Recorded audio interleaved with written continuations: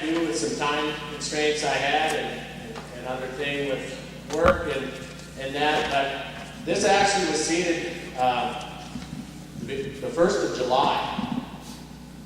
And my reasons, you know, besides the time were, my hope is, well, what we're going to do here on this piece of ground in 2011 is 2012, we're going to put some corn on this cover crop. And that's kind of a big deal for us because we haven't planted corn in as long as I can remember. And the hope is we're going to make the cover crop and the succession of cover crops that we had previously do some work for us when it comes to that corn. And the plan is to use varying rates of fertilizer and see just exactly what this cover crop can do, and then I'll have some hard data, you know, to take and use. We did some biological soil tests, and this doesn't happen to be on any of our property. But what you see here is the total biology of corn on a cover crop, and then a cover crop following a cover crop. And so what you see in 2011 is essentially what I did with a cover crop on a cover crop. And you can say too, and Josh mentioned this, that no, I didn't get any annual production off the cover crop, but wait and see. But you look at the total biology of what is happening. And numbers and all that stuff, you know, I'm a rancher, you know, but I know that these tests are important, and I can see, you know, that 3,312 is a bigger number than 1,774. So that intrigues me. Doesn't this look like it needs livestock? I made a statement earlier in my first presentation that one of the travesties that I think that has happened in the annual cropping system is that we've taken the livestock out of the picture. And I honestly believe that. And it's really too bad. And I'm fortunate enough, and in my example, I actually took annual cropping out of the way and just stuck with livestock. So in essence, I was exactly the opposite. But in 2006, I came to the conclusion that we needed to do both. And we struggled in Burleigh County trying to grasp this concept because we have a lot of annual crop producers that are just solely crops.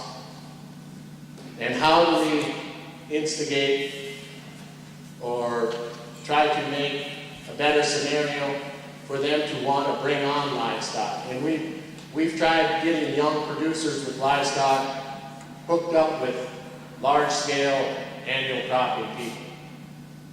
And, you know, we've tried to think of different things. But the bottom line is I think it's extremely important to have livestock on annual cropping acres. The season-long warm season cover crop, and I used this slide before, in 2010, and I'll move forward to that, but we started doing some winter grazing. And with a season-long crop, you're able to get more vertical structure, which is height, for grazing in deep snow. Now that was totally out of the realm for us. But that's another advantage of a season-long cover crop. Fortunately, this year in North Dakota, well, North Dakota in general, we've probably had the best winter in my 43 years of existence, which is fortunate and it's good, but the season-long warm season cover crop if we would have got some snow, it can be used for winter grazing. Do you have any idea what type of gain you'd get off that? Okay.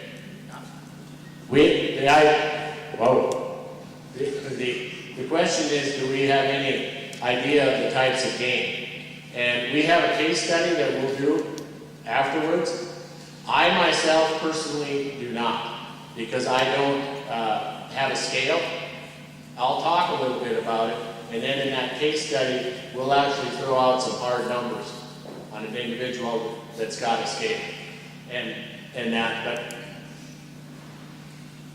using cover crops as a bridge between grazing systems and cropping systems. It's just what I talked about. Getting the animals back onto the annual cropping system. Providing more biology. The dung, the hair, the spit, saliva. All that stuff is biology that comes off in animals. And so it's all important to the whole system. Grazing and cover crops. Quick. Of all some of the advantages. You're feeding the system while you're feeding the livestock while you're feeding the system. Again, we want to try to get as much biology onto the land in any form that we can, and livestock help you do that.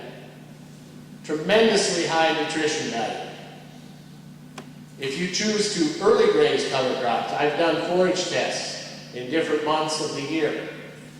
And I've got actually a test in here.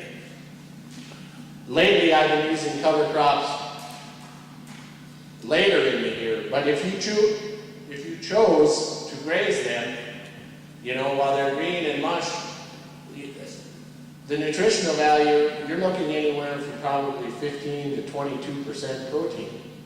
And a relative feed value of 100, I've had tests that show 160 plus.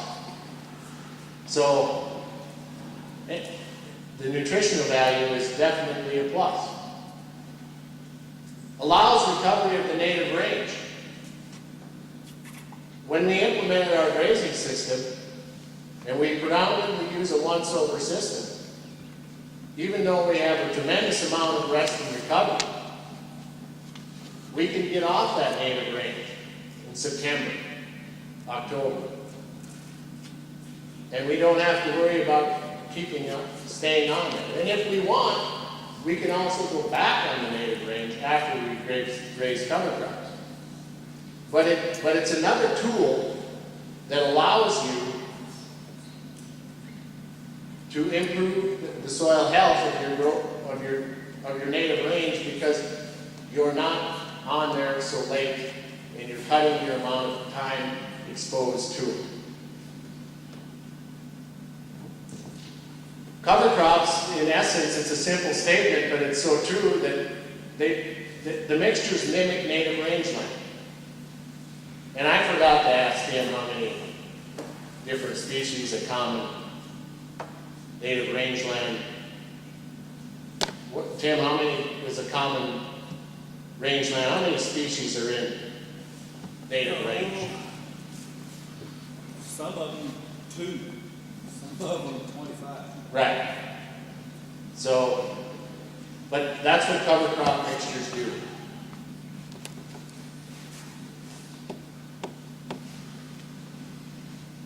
Soil organisms are like livestock.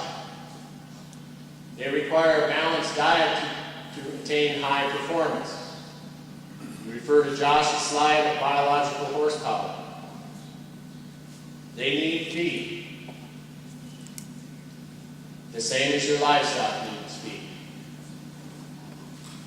If you graze them right, cover crops, you'll leave enough soil armor to feed the soil organisms. You're going to leave the nutrients in the field. And we've already talked about the wildlife attraction that occurs with cover crops. What do they weigh? This is taken also from the nature and properties of soils. And I just use this in here as a reference. These are the livestock in your soil. And this is what they weigh per acre. Before 2005, 2006, I never thought anything like that. Never crossed my mind. But that they're there, and that's what they weigh.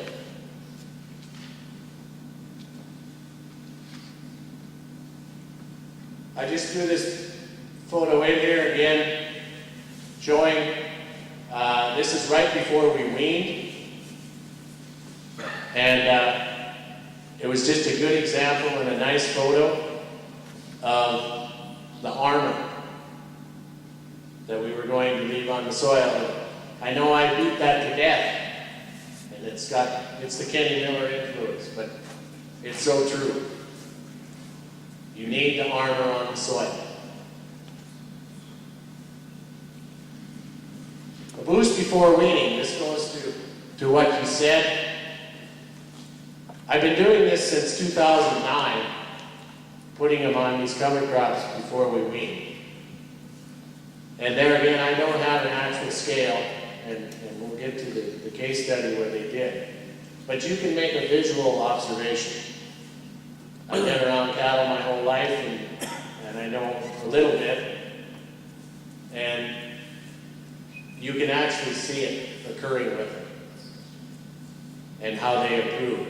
This particular cover crop in 2011, I had them on there on December 10th. I was able to have them out there then, of course, because we had a decent winter. Generally, I would not have had calves and cows on this cover crop. I didn't wean this year until January 5th. I'm able to do that, again, because of moving the calving date. It's all important. It all ties itself together. I'm not running down the cows by weaning on January 5th. Although I will say that if we wouldn't have had the winter that we had, I probably would have done it earlier. I spent 27 days on this cover crop, and I really should have a slide that shows the economics of the grazing days and all that other stuff. I don't. I could have been on there longer. And not much longer, but the point being, I wanted to leave I made the mistake before of taking too much off. And so I ended up with, what I did. This is a Nutbal Report. It's a nutrition.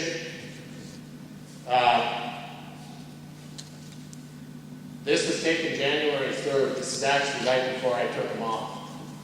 And I had 3 different forage reports done on this throughout the year, but this was the last one. And this was probably the one that it related best to, because the cattle were actually out there and this is what they were getting. The protein in my sample was 6.5%. The total digestible nutrients was 58.5. I went and looked up the requirements for a cow that was essentially dry and was calving in May and June, and this was her requirement. I was just a tad short on the crude protein. I was above what I needed on the total digestible nutrients. So that showed me that I was pretty much kind of right where I wanted to be. Now, if I was calving in March, February, early April, I wouldn't have attempted this. I wouldn't suggest it. If you're going to run your cows down, you're going to have a wreck. But for somebody that's working, or trying to work, I should say, in harmony with Mother Nature, after many years of not, we're able to get away with it. Again, just another photo, leaving the soil armor. It just brings so many things to the table. We run into this quite a bit in the county at times, and wherever sometimes we go. And I think Josh brought this up, that they plant cover crops, they graze them so they look like the top of the table. They go in next year and there's no, they see no benefit. You won't see any benefit if you do it that way. You need to leave the soil armor. Very vitally important. Armor on grazed native range. I haven't talked much about our native system, other than the fact it is a once-over system. It's built for two reasons. And the first reason I built it that way, with as much rest and recovery as I did, is because, to be honest, quite honest with you, it's hard to make a mistake with a once-over grazing system. And so that's why I have all the rest and recovery that I do. If I had 6 pastures, or 8 pastures, I could make a mistake. But I've got 23 native pastures and 6 tame grass pastures now and heading for 10. It's hard to make a mistake. I'm not that smart. I can make mistakes, and I didn't want to. But the grazing system on the native, we graze that the same way we do our cover crops. We leave the armor there. That's what makes the grass grow.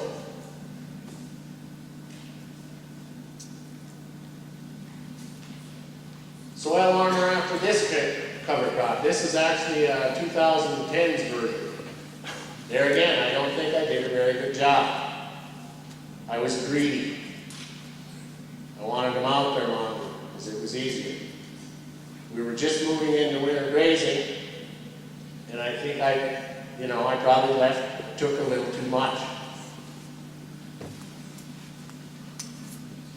This is just another photo. That same field in 2010 in November, and it hadn't got extremely cold yet. We had tremendous amounts of snow in 2010. We were just under 100 inches actually. And but in November 10, and I didn't get a nutritional report on this, and I probably should have, but look at how green that looks. And it had frosted several times. That's another thing you'll find with cover crops, and those turnips and radishes and those types of things. It takes quite a bit to kill them when it comes to frost. And so they're going to be able to keep some nutritional value.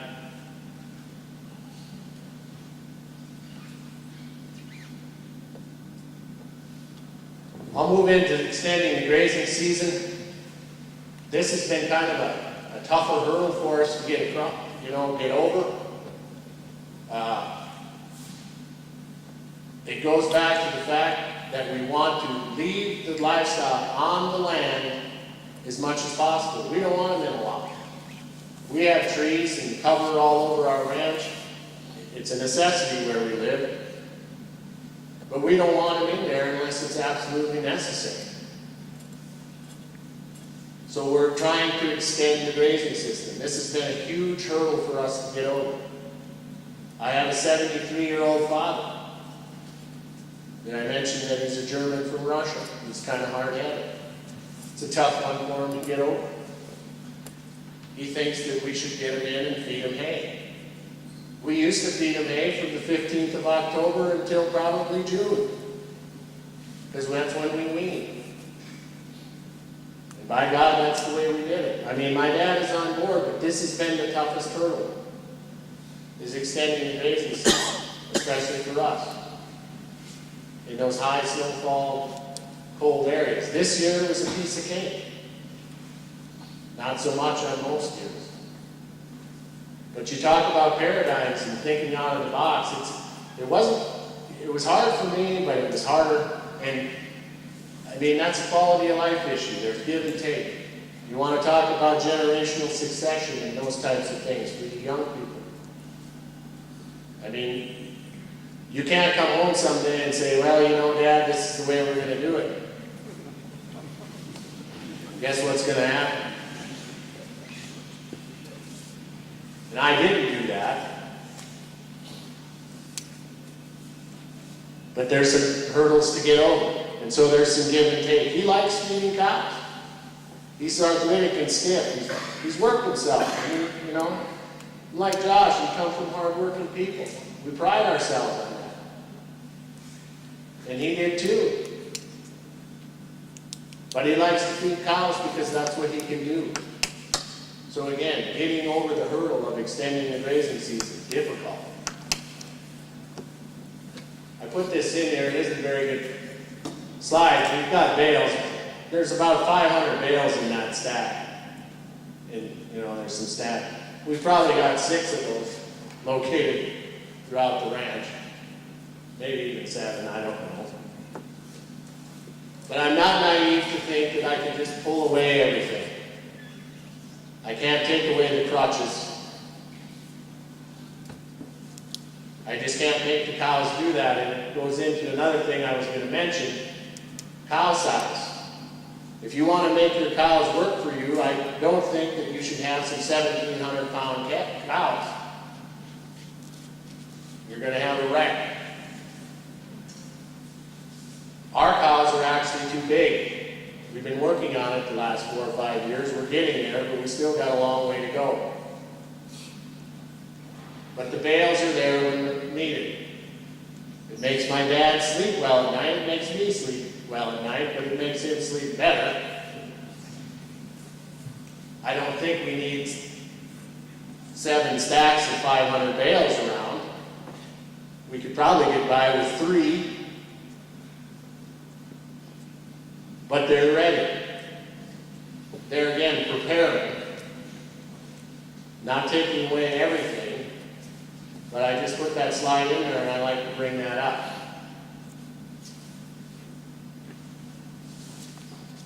Talk a little bit about the tame grass grazing system. And this has been exciting for me because a lot of this tame grass system is part of the stuff that we used to conventionally farm. And I don't know what's the population total of Colorado, but I'm sure I picked at least 10 times more rocks than that on this when we used to conventionally farm it. So it was a pleasure for me to see cattle on it, so we didn't have to try to farm it. And although we would have used no-till practices, and we do on some of those areas, extremely rocky besides. But what we're trying to do there, and you can look in this photo, is this is predominantly brome grass. And we're working towards more plant diversity. That's the hope. There is some alfalfa in there. And we're getting there. The issue is I don't think my stocking rate, and I don't have enough intensity on it. These paddocks are about, well, the smallest one is 28 acres. The largest ones are 40. I really should be dividing these up and making them maybe 5 acres to start. But I'm getting there with the diversity. I'm starting to see more alfalfa, more other types of legumes. Talk about weeds. Some of the tame grass that we had was infested with wormwood. I don't know if you guys are familiar with that. I'm sure you maybe are. My dad, again being more old school, open-minded but old school, we should spray. Somebody told me that was a lot smarter than I am. If you spray your weeds, you'll always have weeds to spray. I don't know who said that. I'm stealing his quote. I hope it's not here. But I decided that we weren't going to spray and we were going to graze. And we were going to graze them early. We calve out on these pastures, some of them. Not all the time, but some of them. And I taken them down. Sometimes it looks like this floor. I get a lot of looks. One of them happens to be right by the highway that runs by our place. They're like, what the hell is that Oswald doing? But I mean, I will say that it's helped. We're getting rid of the undesirables, and we don't totally want to get rid of wormwood either. It's all part of the system, but we're getting a handle on it. The point being that we're using grazing intensity to do it. And with that, we're moving toward more diversity of good plants. These are some of the benefits of converting CRP to grazing land, and I'll tell you, in today's economy in the world with crop prices the way they are and everything, I run into this a lot at work, that the CRP is expiring, and you mentioned the fact that maybe they should consider grazing it. You get kind of a funny look. But for us, grazing it was the best answer. And of course, these are the reasons why. We needed to increase our forage supply because we were extending our grazing season. We didn't have to want to make 3,500 bales every year. Obviously, we can stimulate the nutrient cycle. Goes back to some things we talked about. Complementing the warm season native pastures with the cool season tame pastures. There again, it allows you to either stay out on the land longer or get back, in our case too, get back out onto it early. We started grazing last year, April 10th. It's unheard of for us. We really didn't know what to do. My dad wandered around the yard. I had to take the keys out of the tractor because he wanted to hop in and feed some hay. It was a good thing, actually. He got over it quick. Harvest flexibility, graze or hay. We actually hayed one of our paddocks this year. It was a 17, I don't know how big it was, 18, 20 acres. But we hayed it. Because we had good year, we had good moisture, and we were getting kind of behind, on the grazing, so we hayed it. Better return on marginal cropland for us. Some of that CRP that we put back into our Tame grazing system has 15 to 18% slope. We couldn't make it a hayfield if we wanted to, because when you kick a bale out the back of the baler, it might roll 1,400 feet. And farming it was the same way. When we conventionally farm that, there's a hilltop east of our place that I like to take groups out to. We conventionally farm that, and we pulled all the nutrients right down to the bottom of the hill. Because of course we had to dig. We dug summer fallow. That was one of them great jobs. So for us, we thought it would be a better return on the marginal crop. Integrating winter grazing. This is a photo we took in 2010. This is when we really started integrating, or we wanted to give this a shot.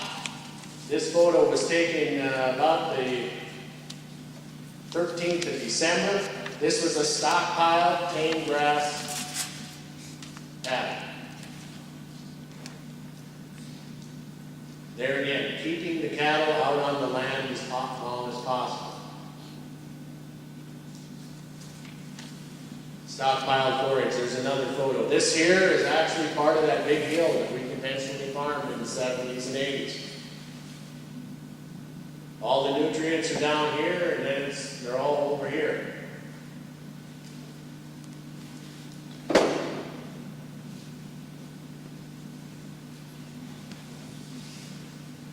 We took a look at some of the green forage that was actually available on November 2nd in 2010 on that stockpile of forage. It's green there. It's kind of tough to see it here, but there's some nutritional value there. I didn't get a test on it.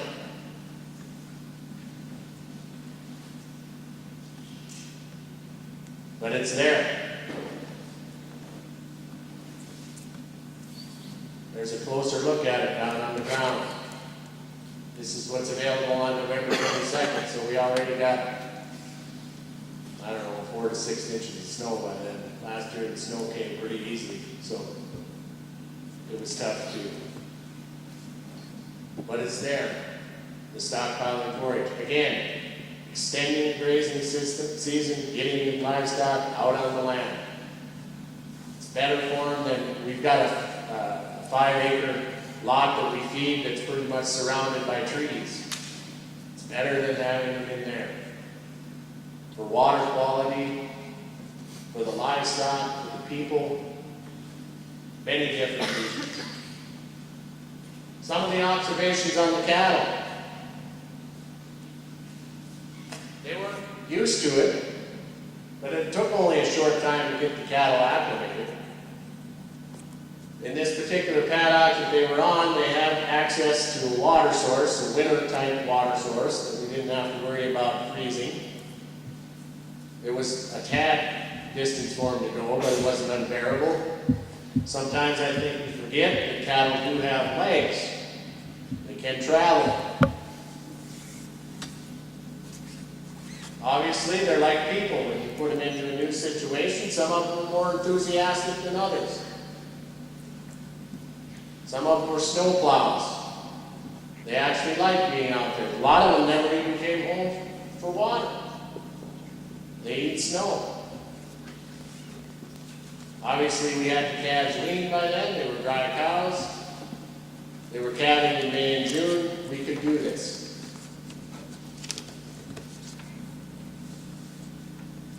Condition became an issue for some of them, no question. We've got some 1,600 and 1,700 pound cows. They went to pieces in this environment. It didn't, we had to monitor them. But it became an issue. For the ones that were 12 to 1,300 pounds, it wasn't that big of a deal.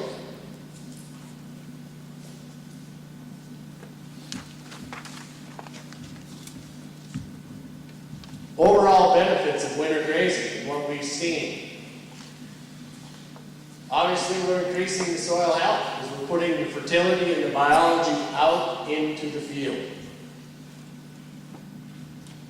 Improved water quality. That's not a big issue on our ranch, but there's no question that it is, because when you've got them confined into an area and you've got a tremendous nutrient load,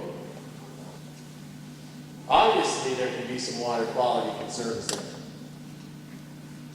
Lower input costs. I never did figure it out what we actually saved, and I want to reiterate, we weren't able to winter graze all year. We were able to cut about 30 days off of our overall feed, attain, which is significant for 2010.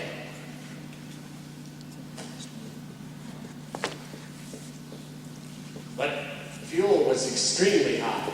Maintenance, wear and tear on your loaders. Nutrients staying and cycling out on the land. I've said that repeatedly. Less manure to haul. It was out on the field already. I think with some proper winter grazing, we can actually increase the diversity of the forage out there. Overall time savings. Increased forage production. Those paddocks that we winter grazed, that we actually went and grazed last after the year after, tremendous amount of forage produced. Additional cover on the soil surface, less stress on the animals and the people. Other than those 1,700 pound cows, there wasn't a lot of stress for the animals. Believe it or not, and I forgot this too, that they're actually made to graze. And didn't have to get up every morning and start a tractor for those 30 days. We had to drive out there and check them.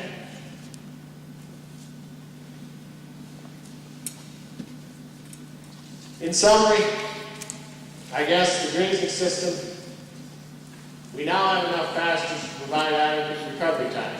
It kind of goes back to what I said about the once-over grazing system. And there's different types of grazing systems, and Josh laid that out for you. We use the once-over system. I think it's more foolproof. And we ride the horses a lot, and all that, and it was just a nice day. And isn't that what it's all about?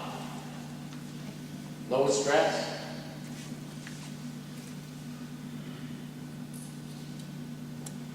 Quality of life.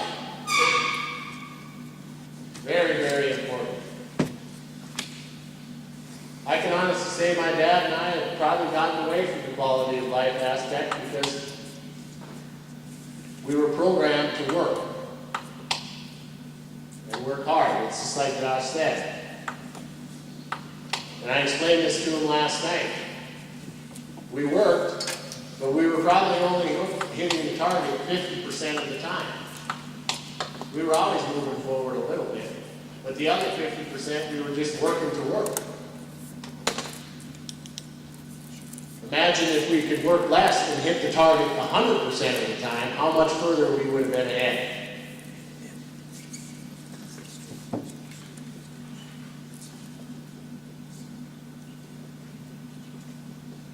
You won't always be conventional. You're going to get a lot of looks. And like Josh said, I asked you to try it. Not a big piece.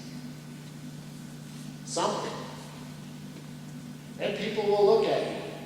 And they'll drive by your place. And they'll wonder what the hell you're doing. They'll talk about you at the coffee shop. And at the bar. You won't always be conventional. It's not conventional to put a 3-year-old on a horse with no saddle and no bridle either. I hope I don't get turned in for that.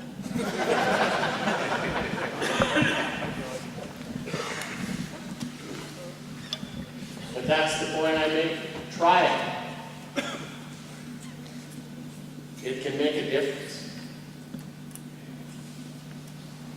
This is the last slide. No-till cropping systems, grazing systems, cover crops, livestock. The soil health concepts are universal.